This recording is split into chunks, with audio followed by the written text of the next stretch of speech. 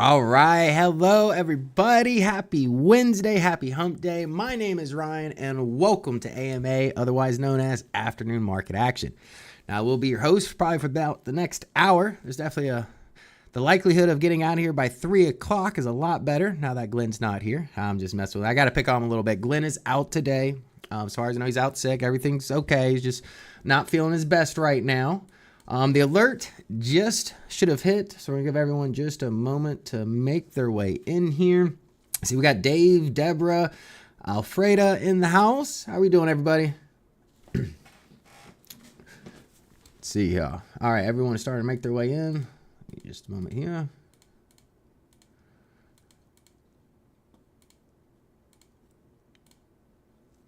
Let's see.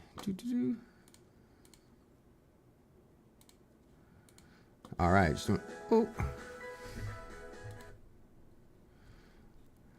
All right. Everybody's in here now. Looks like the alert went out. Everyone can hear me. Everyone can see me. Give Ryan a like on the way in the door. I appreciate that. Yeah. So it's not the Glenn and Ryan show today. Just Ryan today. Of course, Glenn was handed off to me once, the volatility comes back, right? I don't know if you guys saw Dow Jones down almost 700 points. I was kind of surprised by that being one of the the lowest CPI report since early 2021. So we're not going to spend a whole lot of time doing news stories today. We're going to utilize the VectorVest 7 software just to make sure we're on the right side of the market here. Dave, thank you for that. I appreciate you, Dave. Akshaya, what did you buy? Akshaya, I buy nothing today. Nothing right now. A, Glenn's gone. So I've had to do a lot of extra videos and stuff. But B, I'm not going to buy anything with a confirmed down flashing. Dow Jones was down to 700. My video tonight, a little bit more optimistic than pessimistic. I'm not going to say, don't have stocks on your radar right now, but if you do buy anything, just know it's going to be aggressive and you're probably going to experience some volatility, over at least the next couple days, right? We got PPI, producer price index coming out Friday. Next week, the interest rate decision, right? That's what it's all about. It's all going to be about the interest rate decision. Now, earlier, before we came live, we had 3 red lights across the board here. You see the confirmed down flashing as of right now. It hasn't been confirmed, but if we take a look at the price action, 67.25, we go back 5 days, 1, 2, 3, 4, 5, 68. We'd have to see some recovery in this last few hours of the market here. Otherwise, it looks like we're probably going to get a confirmed down situation. Let's see here. So, me personally, I'm not going to be bullish or buy a stock the first day of a confirmed down, right? I'm not that aggressive. So if that's something that you're doing, by all means. Let's see here. Oh, let me get rid of this. All right, so now we're going to move to VectorVest 7 software. I do have some news stories for you today. Not really stocks.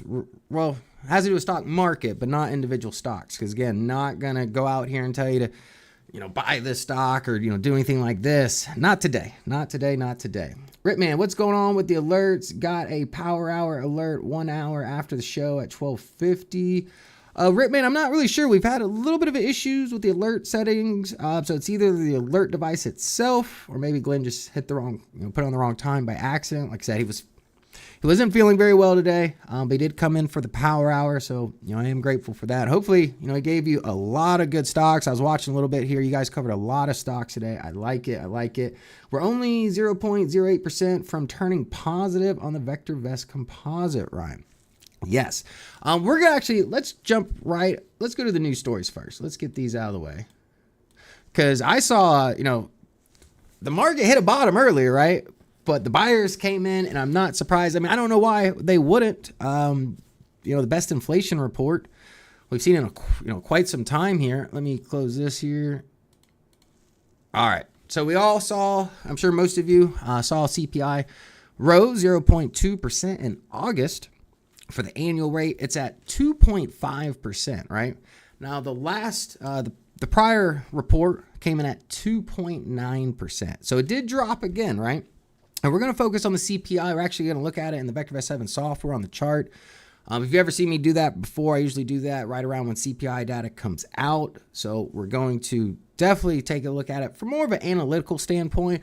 But you can see here, consumer prices out. That's the big news today. That's what's really, pushing the market right now. And I mean, it sold off early in the day, but now we're starting to see the buyers come in. Time will tell, but with 2 red lights, confirmed down situation, I'm definitely going to be cautious right now, right? I'm not just going to go start buying some stocks today because I'm bored. That's for sure. Now, here's the breakdown, right? Here's the breakdown.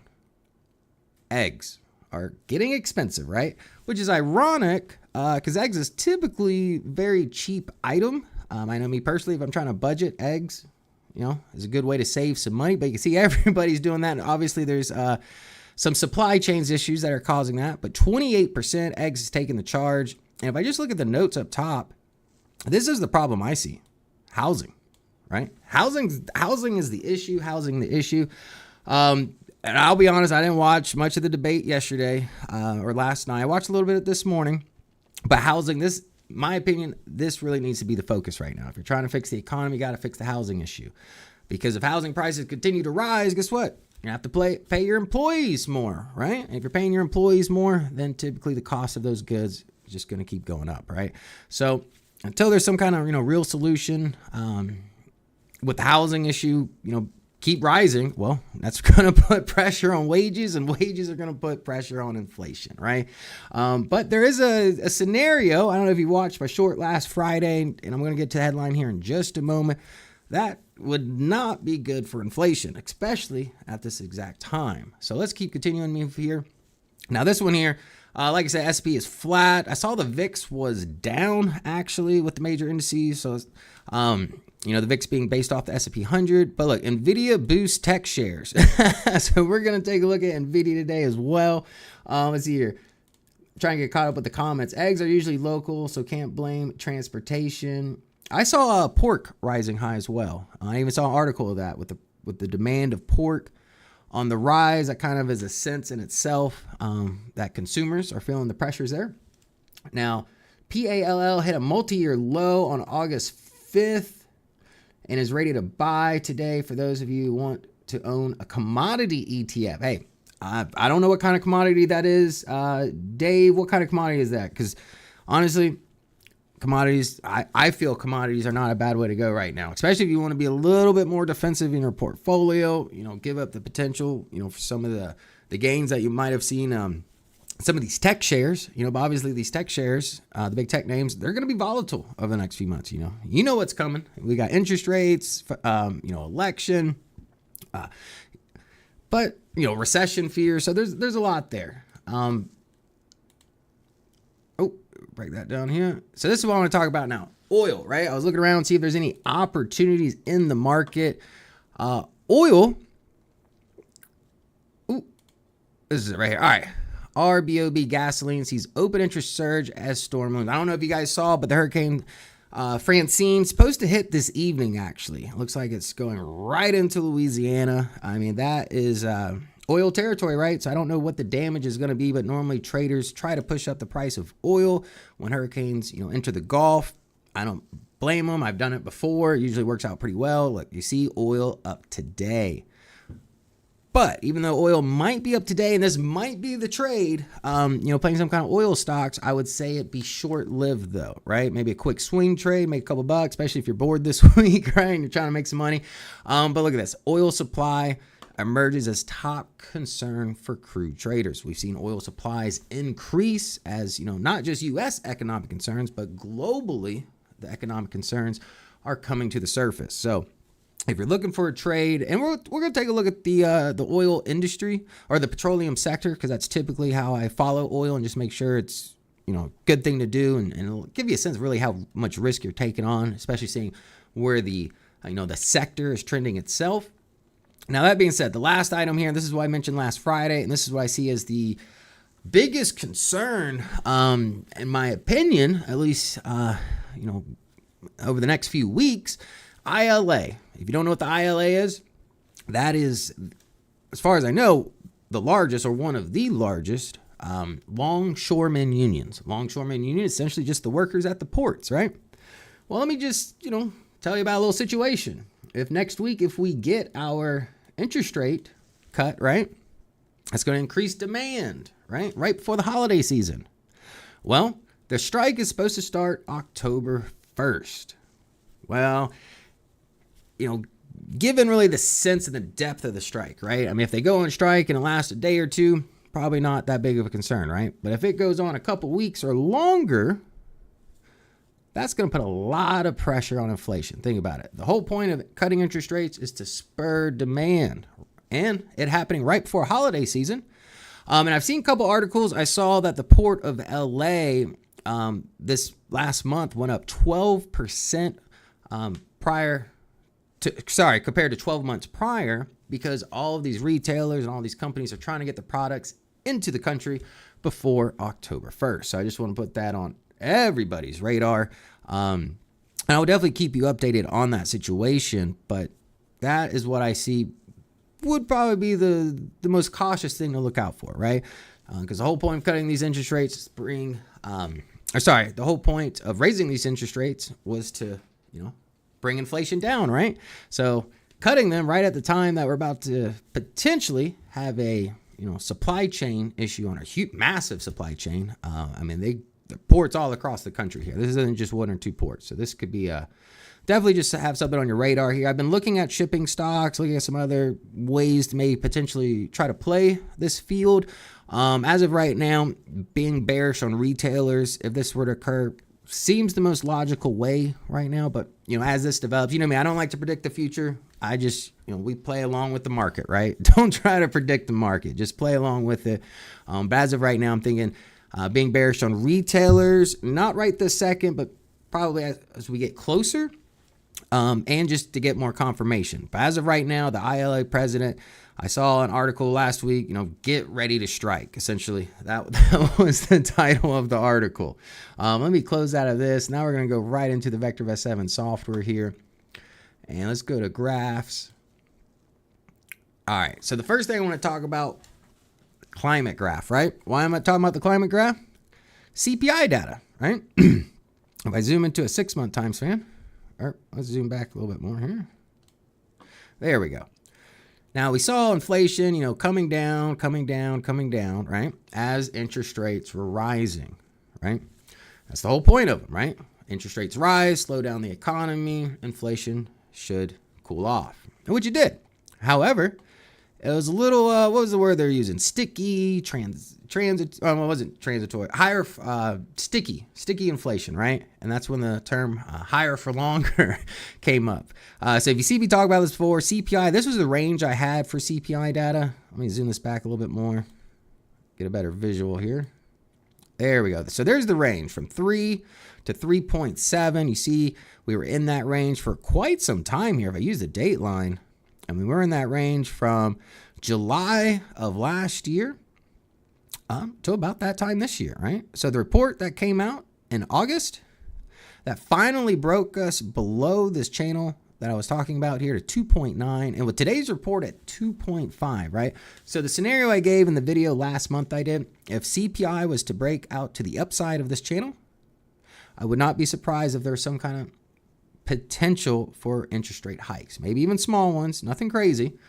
If we stayed within this channel, I was thinking we would probably just be higher for longer, right?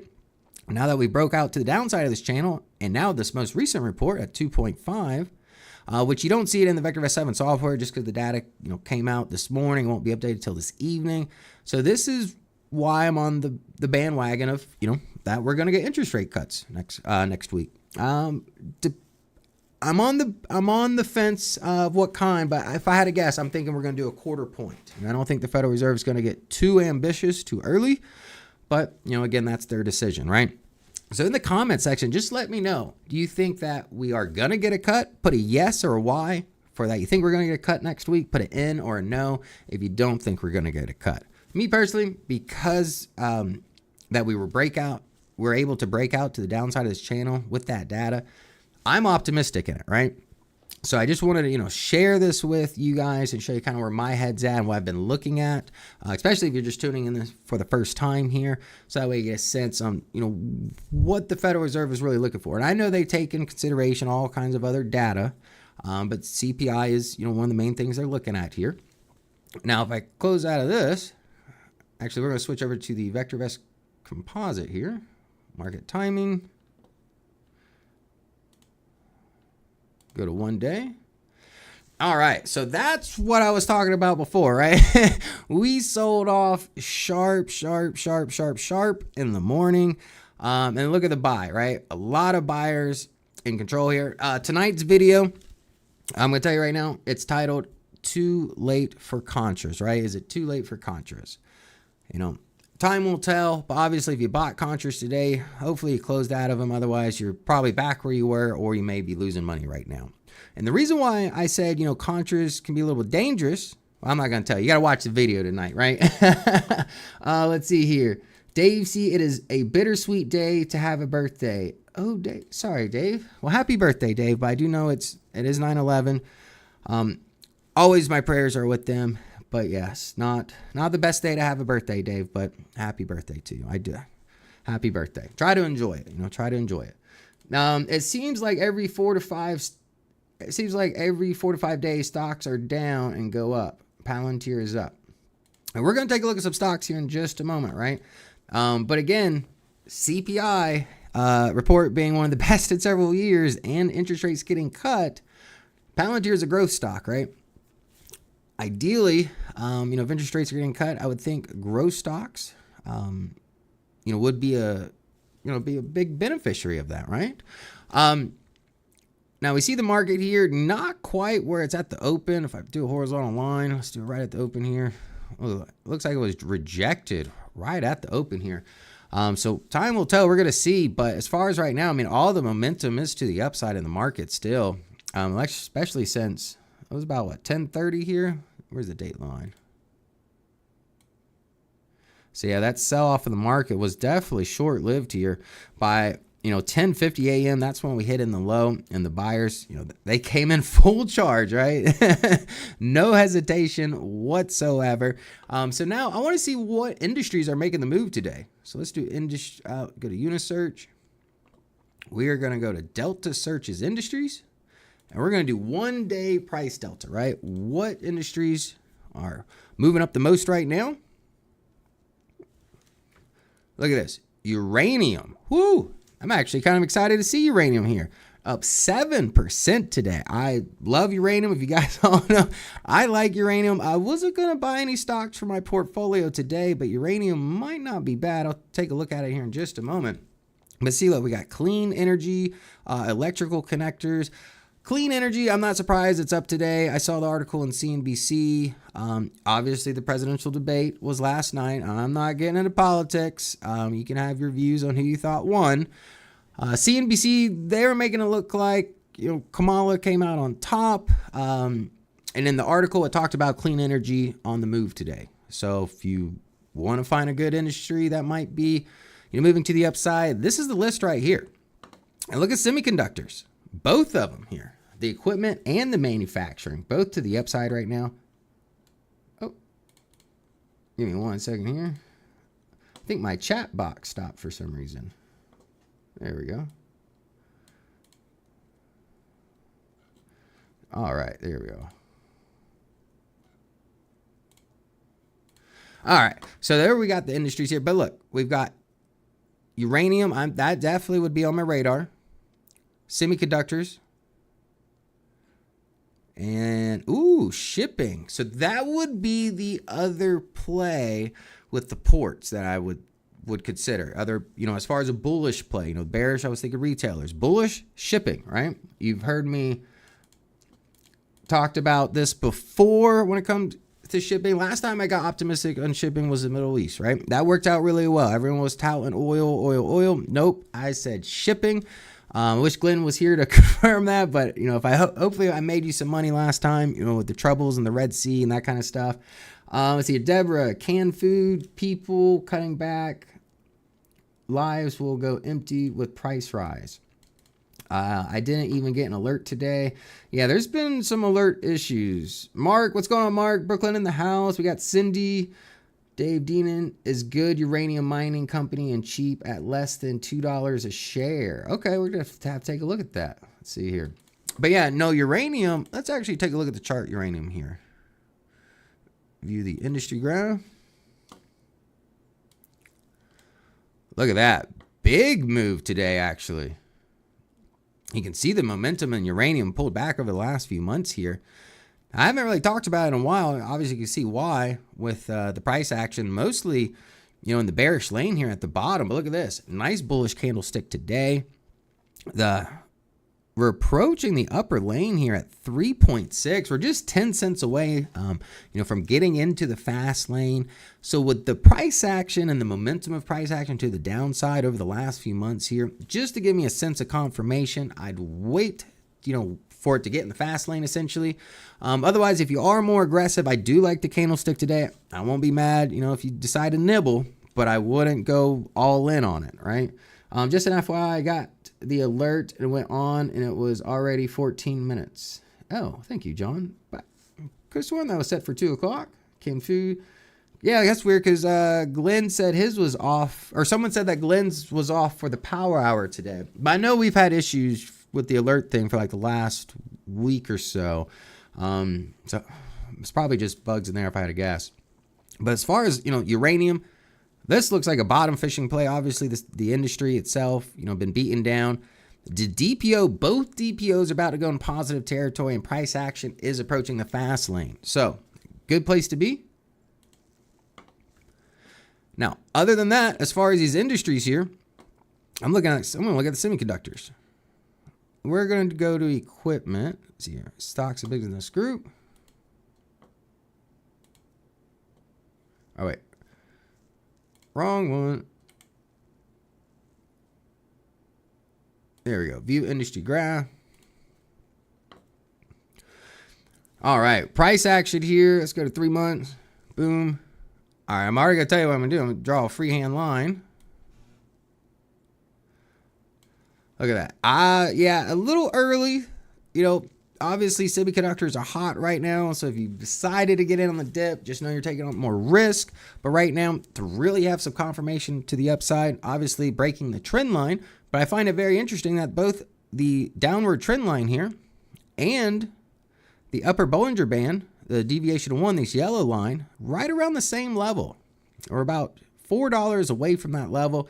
So if we get a clear break above this, I would definitely have the semiconductors back on your radar. As of right now, unless you're aggressive and unless you're okay with some volatility, especially, interest rate decision next week, PPI data out Friday, just be cautious. But, like I said, if you're aggressive in nature, not the worst idea, because I do like how this low is technically higher than that low. So if we can keep it, that would be the definition of an uptrend, right? You see this low right here?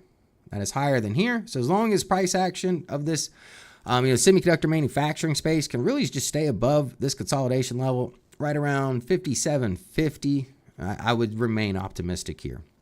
But I do see, definitely going to be, level, I would say almost a level of resistance here, just because you got the downward trend line along with that standard deviation line. If we can break above that, again, might just be off to the races right here. Charles, is 25 basis point cut good for the market?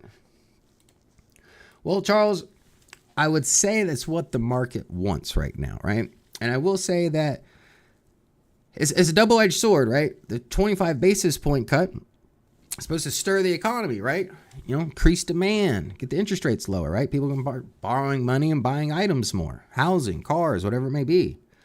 Problem is, the only reason why the Federal Reserve would even think about cutting interest rates is if they saw some economic weakness. So it's really just going to be the balance between the economy and inflation. And again, we all want the soft landing, right? And as of right now, the soft landing is still on the table, at least in my opinion. It doesn't seem like it's off the table right now, but time will tell.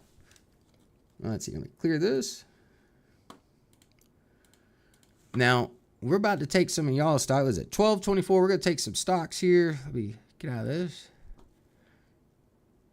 Oh, before I do that, the next thing I want to do, though, I just want to show you the losers. And see here.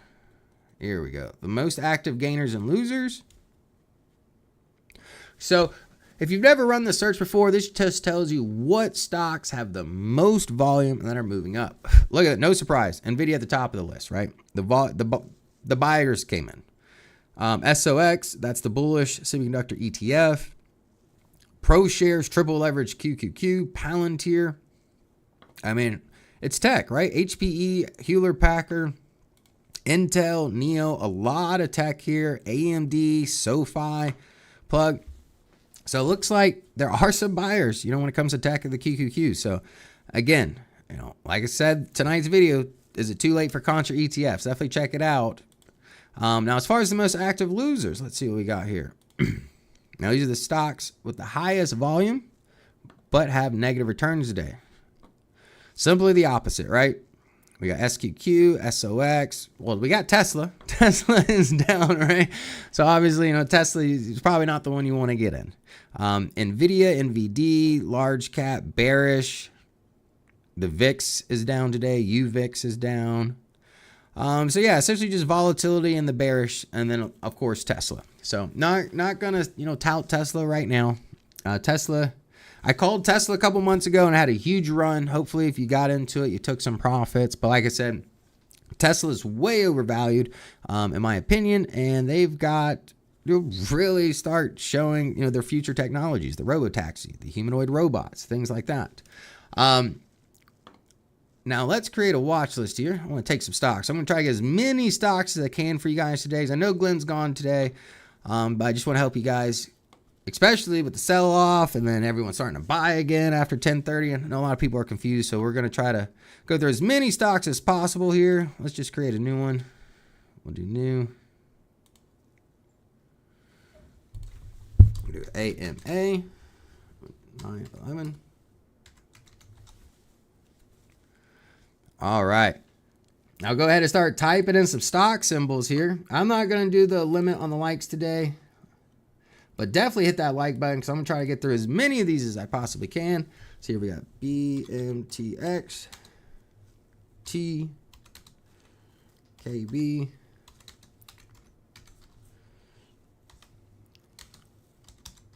Now, as I'm typing these in, let's see here. Let me know if you guys liked how I put CPI on a chart and did those levels, and if that made sense, that consolidation or that trading zone that we've seen for the past couple months. But it breaking out to the downside of that, that's why I'm optimistic when it comes to interest rate cuts. Let's see, ARCH, IESC.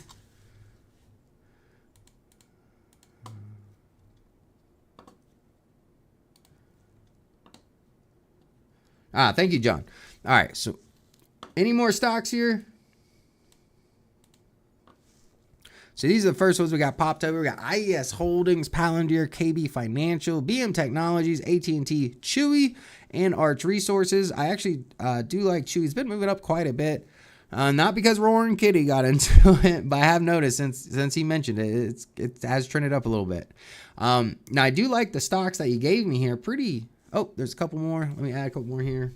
We got FBTC, IWC, SMCI, ARM,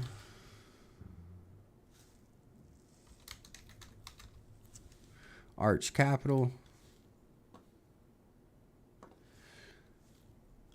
Lifestyle Coach, your birthday? Happy birthday, man. Let's see your CCJ and Zeta.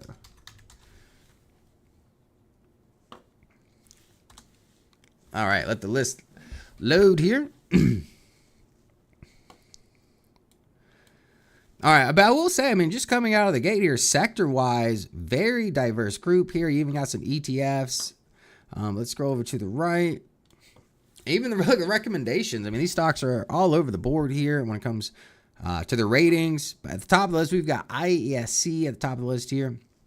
Look, the stock trading at $154. We still value the stock at $290. I love that. RVRS,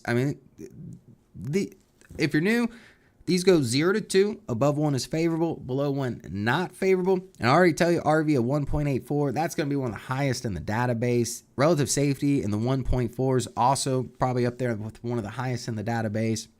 Relative timing, a little bit weaker on that upward trend here at 1.07. That's probably why the hold rating is given. We'll take a look at the chart here in just a moment, but this actually looks like a beautiful stock here. We've also got Arch Capital, ACGL. Again, undervalued stock. Actually, a lot of these stocks you gave me are undervalued. Palantir overvalued. It's always been overvalued in our system, at least for a while now, right? But look, it doesn't matter because the stock's moving up. You can see that with an RT at 1.56. Momentum clearly to the upside. We've got a buy rating on it. Even up today, right? We got Zeta Global here. We're currently trading at $25. We bought it at $255, so greatly overvalued here. Not much long-term price appreciation potential. Safety rating, not the greatest at 0.84. This right here is strictly a momentum play. I can see that just by the indicators here. Looking at the RT relative timing, this is just a momentum play, looks like. But the CI at 1.75, that stock definitely goes up more than it goes down. So that I definitely like. KB Financial, again, undervalued price, trading at $58. We value at $85. Fundamentally sound. RT relative timing, you know, putting the brakes on a little bit, right? The momentum now in the downs or in the bearish favor, in the favor of the bears. Hold rating is given right now. We've got Crown, Castle, CCI. This stock greatly overvalued, trading around 120. We value just over $45. RVRS, not good at all. So you're not in the stock for the fundamentals, right? You're in the stock because it's showing momentum to the upside. 1.45. Buy rating given. I like what I see here. ARM, 137. Look at that. Up $10 today, 8%. Don't sleep on ARM. If you watch my videos, you know I'm a big believer in ARM. I like it quite a bit. RS, it is a little bit riskier. But look at that. Compared to a bond over the next 1 to 3 years, set to outperform it, right? RT relative timing, not that great because just like a lot of the semiconductors, they've been taking a little bit of a hit lately. But again, a lot of these semiconductors buying the dip, never a bad idea. But if you do buy a dip, I can't tell you what to do, but just have a plan in place. If it keeps dipping, you gotta cut your losses off somewhere because getting stuck into dollar cost averaging and holding the bag, those are all things you don't want, right? Now BMTX, look at this, currently trading just over $3. We valued at $250, so it's slightly overvalued. RVRS mixed. It is an uptrend though, so as long as it's making money, I'm not gonna be mad at it. Got the buy rating. AT&T. It is slightly down today, but look at the valuation here. It is overvalued, actually. I'm kind of surprised by that. It's currently trading at $21. We only value the stock at $17. Fundamentally, not there, really. I mean, not the worst ratings, but 0.95, 1.0. Pretty neutral in the fundamentals, about average with the database. RT relative timing, it is an uptrend right now, so that's good. And we do have a buy rating. Now, Chewy, currently trading at $29, greatly overvalued at $8.78. Fundamentally, just not there. RT relative timing, that is the momentum, right? Yeah, I was surprised because Roaring Kitty talked about Chewy being such a valuation play, so I did pull it up. And even then, I think when he got into it, was around like $18. So it was still overvalued.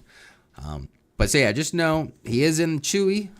So I know it's not as wild as GameStop or historically has been. So, but if he ever comes out with news or podcasts about talking about Chewy, it's going to move the stocks. I just want to forewarn you, if you're holding Chewy, so is Roaring Kitty. Was supposed to be CCJ, not CCI. Oh, okay, yeah. Let me throw in CCJ here. Now, Cameco, that's a uranium play. There we go. CCJ at the bottom left. I'm not too surprised. Like I said, uranium been taking a hit lately. Well, what I miss here? Where are we? Oh, we're at Chewy. Here's the iShares Russell IWC. If we take a look at the RT relative timing, pretty flat right now, right? And it is down slightly today. Just not a lot of momentum there when it comes to that. Now, FBTC. Now, this stock here, this is ETF as well. So the RT relative timing, again, below 1. So the ETF is moving lower. We got the hold rating. So we'll take a look at it on the chart here. But as far as being bullish on it, just by these ratings, not too optimistic right now. Now here's CCJ. This is the uranium company. If I scroll back over here to the right, you'll see it's uranium mining. Big move in it today, up 5.9%. Like I said, that was one of the biggest moving industries to the upside today when we looked at the Unisearch there. And look, the sell just came to a hold. I tell you when we were looking at the industries. Who gave me CCJ? I have to look back to the comment section here. Alex, yeah. So Alex, uranium's on my radar, man. And look, the transition, you go from a sell, a hold, to potentially a buy, right? Like I said, if you're more aggressive, tiptoeing in, not a bad idea. Otherwise, we are approaching the fast lane and the Star Search layout in the uranium industry, if you guys missed that earlier. So definitely, keep uranium on your watch list. We're going to take a look at this stock as well here in just a moment on the chart. And then we've got Arch Resources here. And I think this is the one that you said was a mistake. But hey, even though it's a mistake, it might be a good stock. But nope, doesn't look like it. Not fundamentally sound. And it's clearly in a downtrend. CI 0.48. I don't know if you can short it if it's got put options, but it's looking like a candidate for that scenario. But let's graph these here. See what we got.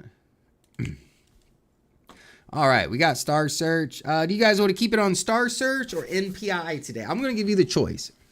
Put a 1 for Star Search or a 2 for NPI. And then over the next 30 seconds, I'll see how many we got. Let's see, Ryan, when you have a chance later, look at NVIDIA, double bottom on price, and MACD has higher. All right, so 1 is Star Search, 2 is NPI, and looks like there's a whole lot more 1s than 2s. So you've been outvoted. Looks like we're looking at it from a technical standpoint using Bollinger Bands. So if this is your first time and you don't know what Star Search is, we're using Bollinger Bands. Just looks like the standard deviation from the mean, right? So if something wants to stretch out from the mean, usually likes to come back, right? And that's exactly what we have here. When price action starts to move, the bands start to move with it, right? In both directions, giving you a sense of that band that is stretching. Now, it's a very easy concept. Once price action gets into this fast lane, you can see here between the yellow and white line, just a nice lane here. It would have got you in or kept you in right around here when it crossed below. So this is a swing trading graph layout, right? Essentially a swing trading graph. And it might keep you in for a couple days, could keep you in, who knows? As long as the stock keeps moving up or, stays in that fast lane, right? But that being said, though, as far as ACGL, I can't get too, bullish on it right now, especially with it just crossing below this. But as far as you look for a level support here, if I scroll back, I can already tell you the freehand line. Let's do the horizontal line. It's going to be right off here. Go to 3 months. That's going to be my level support at 103. So we're about $6 away from that. And if we were to break that level support, we would also be in the slow lane here, or in the bearish lane down at the bottom, which wouldn't be good. So, if Glenn was here, you know what he would say. He said, nope, as soon as price action broke above this, you got to stay disciplined and you got to take some profits off the table. Now, whether you close the entire position or, you tiptoe out of the position, definitely when price action breaks below this this upper standard deviation of 1 band, you'd want to get defensive, right? Whether it's just taking a little bit, taking half off the table, or closing the whole position, whatever you're comfortable with, right? We never got confirmation of a confirmed down. That is why. Look at the homepage. How can we have gotten a confirmed up? The confirmed call. We'll take a look at the confirmed call in just a moment. I know we looked at that in the beginning, but with the alert system being a little shady today, you guys, some of you may not have been here. But as far as ACGL, again, getting defensive, not a bad idea. If you want to, sit through the pullback, I'm thinking a level of support is going to be around 103 if price action continues to pull back. Now, as far as your IESC, I can't get with it. We got to have some more confirmation here. We're still in the slow lane. We're still in the slow lane. Let's just go to 6 months here. Yeah, if you're a longer term trader, right? Nice lower left to upper right a little bit, right? A little bit of volatility in between. But right now, the momentum is still to the downside here. Our high was about 2 weeks ago, but you could see the transition from a buy rating stock to hold once we lost that momentum. And once the drop or the serious pullback came, that's when the sell rating was given here. So as far as this position here, I can't get too optimistic about it. If you already own this stock, I'd put my stop right actually the low probably today. Or no, 4 days ago. Let's see here. Horizontal line. Yeah, I'd probably put a zone somewhere right around here, around 140 if you're in this. Just because you got a touch here from the top. You got some consolidation here. And a touch here from the bottom. Clear break with the gap up here. But yeah, I'm seeing this as a key level here, this 140. So if you're in it, anything much less than that 140, I'd be surprised if you're still holding it. Unless you're a long-term holder, right? But if you're a trader, got to stay vigilant, stay disciplined, but that would be probably about my cutoff level. As far as entering the position, I'd want to see some more confirmation into this middle lane before even buying right now. I not much of a buyer with this position at this moment. Let's see if I scroll down. We got SMCI here, just hit a new low as of 4 days ago. What was that low come in? Around 330. We got to use a date line here. Yeah, that low came in at 382. Now, one thing I've always said about SMCI, look at the valuation here. We still valuing it right around $1,000, just over $1,003, right? Now, if you are bottom fishing SMCI essentially, right? Be careful because this stock dropped quite a bit, but I get the logic behind it. It's a hot space, very undervalued stock, but we all know what it has to do with, right? The Hindenburg report and what comes out of that Hindenburg report. The investigation is going to start. Obviously, if they're cleared of whatever they were accused of, the stock's probably going to rally and rally quick, right? However, if these allegations come to light, well, you're probably going to have even more attractive prices in the future. So just be careful of that. Stay disciplined, and please do not get emotionally attached to SMCI. Not in the current situation with this Hindenburg report, right? Here we got Palantir. I wish Glenn was here. It's up again today. Let's see, almost surpassing the high of yesterday. Is in the fast lane. Let's go to 3 months here. Palantir is looking really good. When does this report come? Well, Alex Gardner, the report already came out. The accusations towards SMCI have already been made. Now we're just waiting on whether or not the investigation. Essentially, we're just waiting on investigation and for these claims to either be proven right or wrong. There's no set time frame on it, so just keep your ear to the news on this subject. Google it, try to keep up with it. If anything major comes out, I will definitely do a short on it. Trust me. Because like I said, if the report is false that came out by Hindenburg report, I think it was 2 weeks ago now, the stock's probably going to rally like crazy because everyone's like, oh, it's a very good deal right now, even if the market's not looking that great. But otherwise, if it is true, Ryan, is the Bollinger Bands you use, what are the settings standard? Oh, yeah. So if you want to know the settings, so I'm using a 20-day period, the whites, right? That's going to be a standard deviation of 3. So you can see why they're extended out a little bit further, right? Now, the Bollinger Bands, the yellow ones, is it looking over a 20-day period, but just a standard deviation of 1 being the yellow lines. So that's essentially all it is. These deviations just make these little highway lanes. That's why we call it the fast lane. Essentially, it just looks like a highway, right? If you're over on the left side or the top side of the chart, that's the fast lane, right? Now, if you're exiting to get off the interstate, you get over to the right lane. And that's essentially all this is, just an easy way to capture momentum. Now, I'm going to get rid of value here. You can see, look, Palantir still well overvalued. Not my biggest concern right now because there's a lot of momentum behind Palantir. It's in a hot space. I mean, bottom left, upper right, DPOs are both positive. Third day in the fast lane. If you're not already in it, I mean, if you want some confirmation, take out yesterday's high. It's only, 40 cents away. So, if you want some confirmation, it'll cost you about 35 cents, 40 cents. So, but other than that, I mean, Palantir looks great. I wish Glenn was here. He'd love to talk about it. Here we've got Zeta. We got Zeta Global here. Again, look how it rode this fast lane, right? So this is why, when me and Glenn talk about getting defensive here, see how it'll drop below this here, occasionally here and there, right? Here's an example. Here's an example.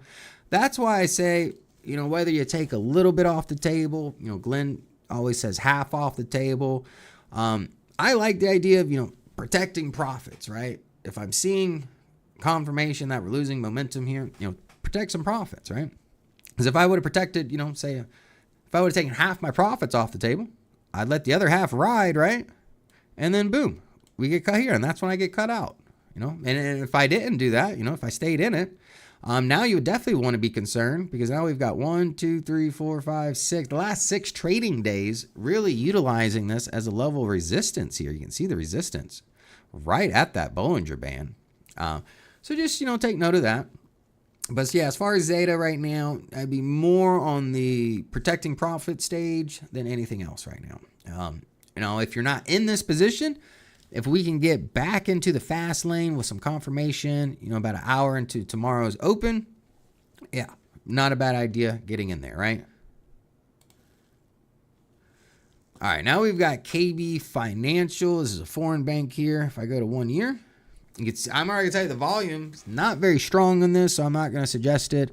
I don't like low volume stocks, but look at it today. Dropped off, big gap down today. Pretty volatile as well. It's got some pretty big swings. Yes, it is up from where it was 12 months ago, but pretty volatile in nature, but very gappy. And look, the gap down, look, we're hugging the bottom of this Bollinger Band here. So typically when price action touches this bottom line, it likes to hug it. See if I can get you another example here. So here's an example. You see how it gets closer to this bottom? That's not the best example. This is very gappy stock. Let's go to 5 years. So here's an example right here.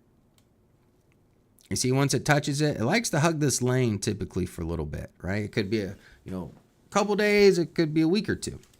But when it does hug that lane, definitely don't want to be bullish on that stock, at least in my opinion, right? The odds are not in your favor there. Now here we've got Crown Castle. This is a REIT company here. Just hit a new high as of yesterday. It's in the fast lane. This is actually looking really good here. I think this was the mistake as well. I think this was supposed to be CCJ. But if you've never heard of this one, this is a REIT. It's in the fast lane. Brand new high as of yesterday. That's 12-month high. So a lot of momentum there. I like what I see here. I think this was a mistake, the stock, but hey, I ain't mad at it. Not mad at all. Walther, I prefer the 3 and the 8. I prefer the 3 and the 8 myself with the 20-day exponential moving average. But I let the people decide. When is the report due out, Scott Old? I think that was an old comment. Yeah. International cut is just a gimmick. Small business borrowing rates do not goes down. I'm not sure, Prakash. Prakash, you got Lifeway in there. We might be able to get some more stocks here in just a moment, but we got quite a few to get through right now. We've got ARM Holdings, right?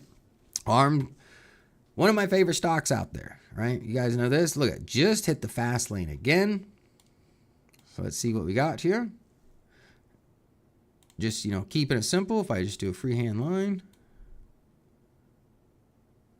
you could see it breaking the downward trend line here. Either on that line. Yeah, I'd probably do more of that one. So we've already broken the downward trend line, and we just approached the fast lane. This actually looks really good. DPO's just crossing the positive territory. I'm not saying that just because I love ARM the stock, but if you look at the setup here, it looks great. Full-bodied candlestick today. If we go to 1-day chart, that's about as good as you're going to get for a 1-day chart. It just keeps going up, up, and up. So we'll see how it closes throughout the day. But I imagine with, again, growth stocks typically are going to benefit from lower interest rates, right? Especially, if they're just the cost of doing business, taking out those loans.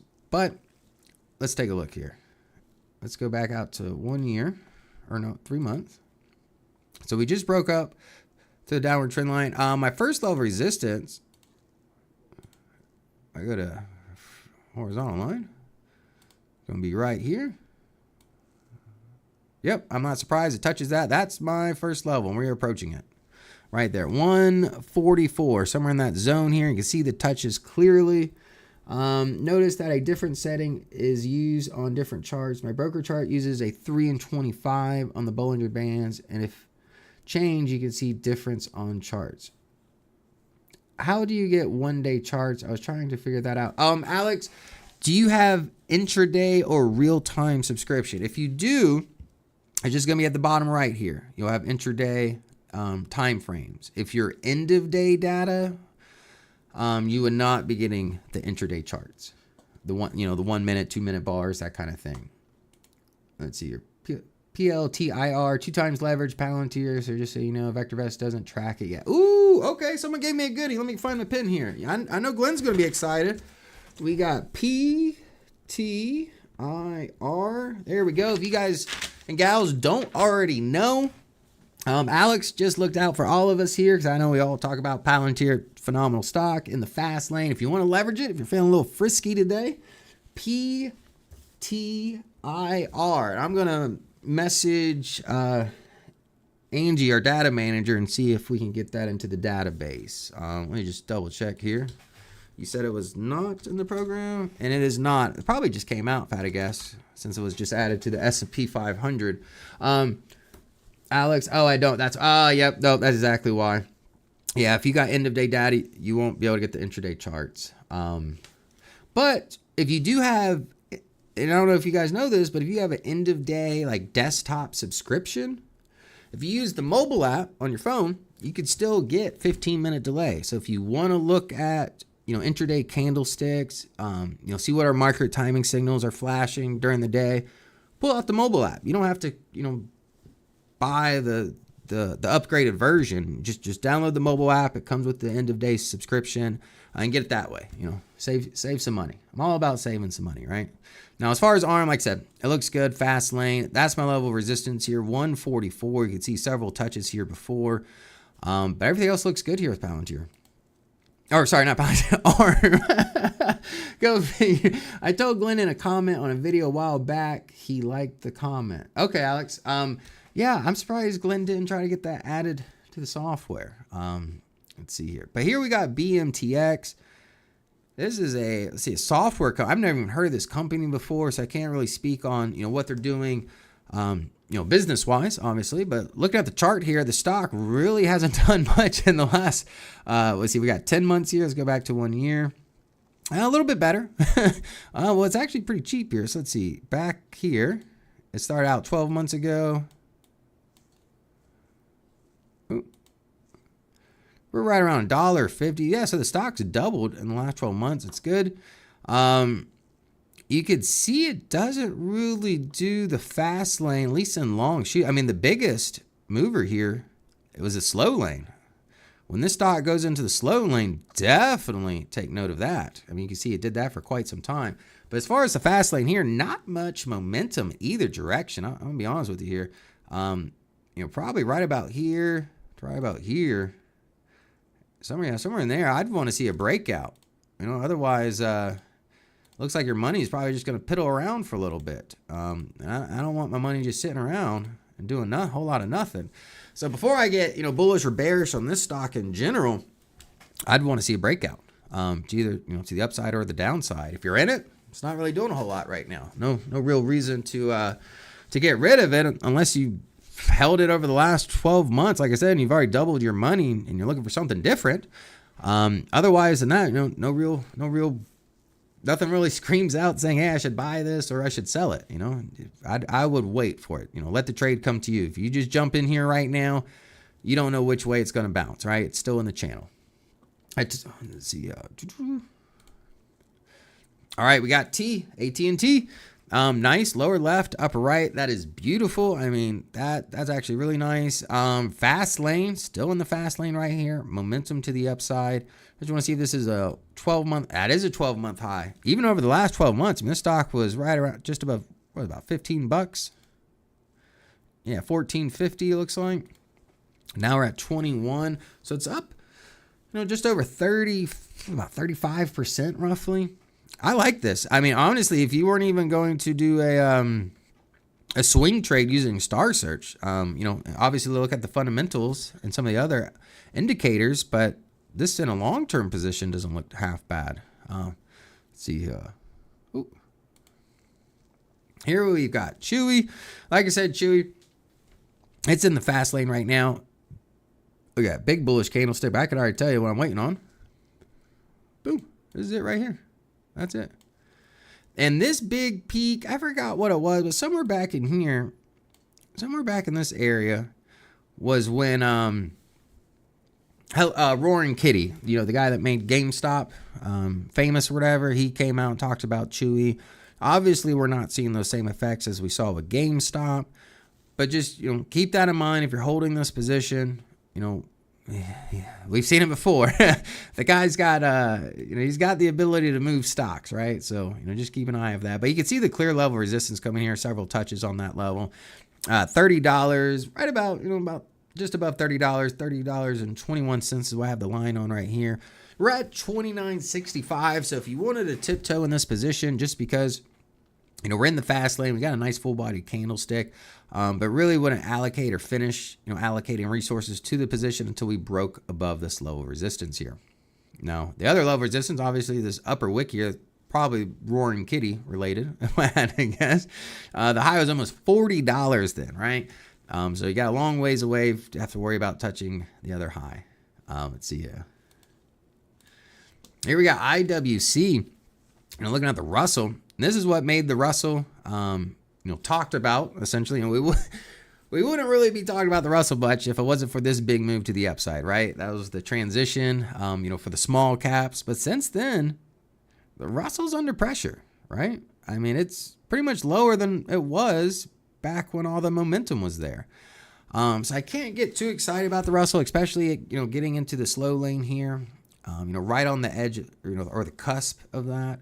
So I can't get too optimistic when it comes to the Russell right now.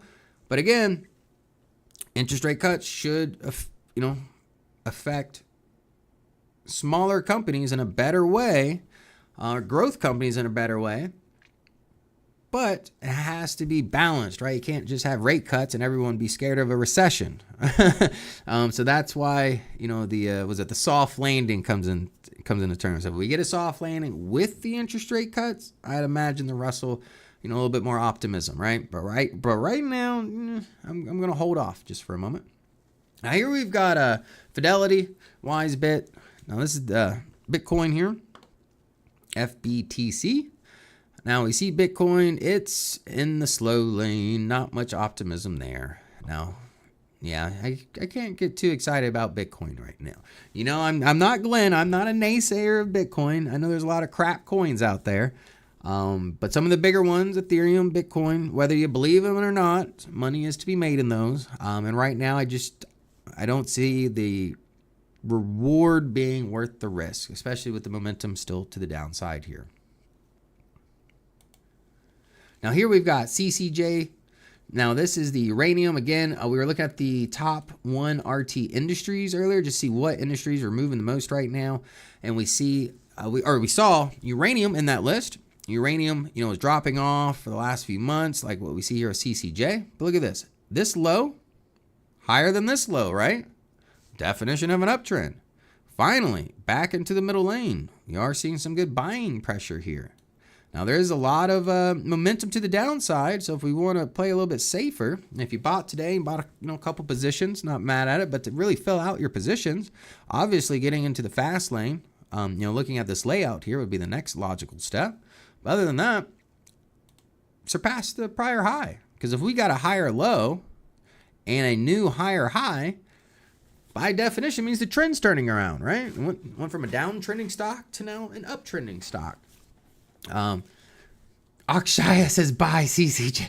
Akshaya, you heard what I just had to say. But like I said, if you guys missed it, because this was actually, is this the last stock? Oh, Arch Resources. Okay, Arch Resources, energy, coal. This is exactly what you don't want. The stock is just nice and, you know, top left to bottom right. The exact opposite. DPOs are mixed right now, and we're in the slow lane. So I can't get behind Arch right now. If you're in it, protect profits, especially if it takes out the low that we saw earlier this month, right? We don't want to see that new low. Is F still in the fast lane? F, is that Ford? Nope, Ford is not in the fast lane no more. The only other stock I'm going to look at is NVIDIA. Because I know everybody loves NVIDIA.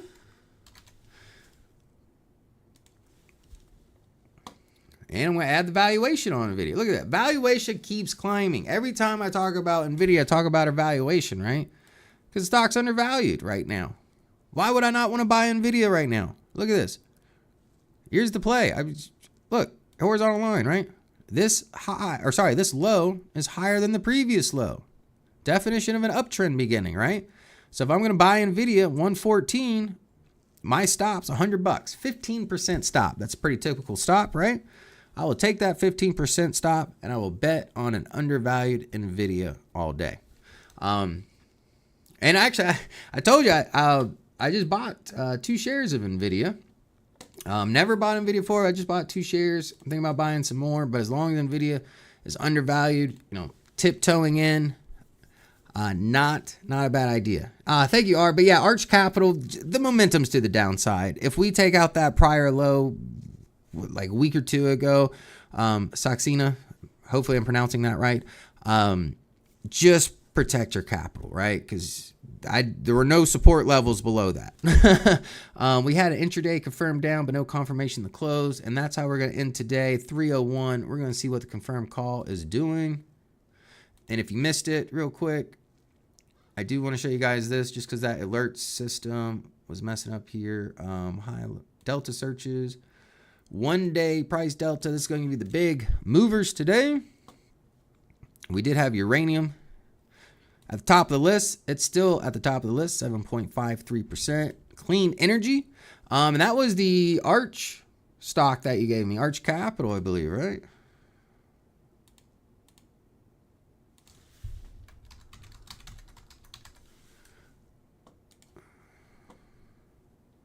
Oh, wait, no.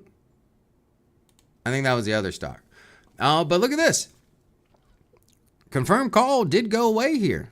Now, that Dow Jones went from 700 points in the hole to now about to end out even, right? NASDAQ's up 239. Like I said, that whole sell-off this morning, I wasn't falling for it. I'm like, serious? We just got the lowest CPI report since 2021 with the potential for interest rate cuts next week. A little bit more optimistic than pessimistic right now. We could see that playing out here. The confirmed call was flashing down earlier. We had 3 red lights earlier. Nope. Not feeling it. Like I said, I'm going to be more optimistic right now than pessimistic in the market.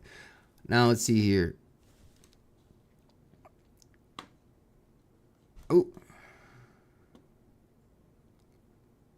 Oh yeah, TSMCI. Good question.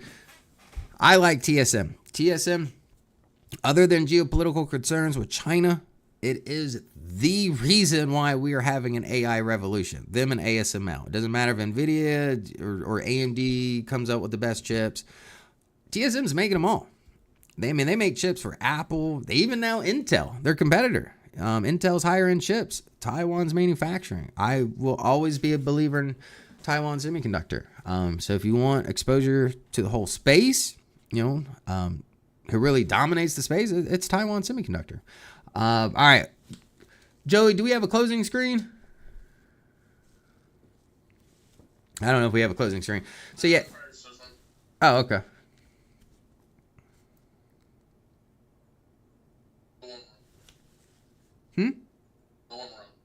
Oh, it's somewhere on. Okay. Well, fair enough. Everybody have a wonderful evening. Don't forget tonight's video, 6 p.m. Definitely check out. Actually, looks like I called it right on the head here. Too late to buy contra ETFs. I know a lot of people probably looking at that stuff this morning.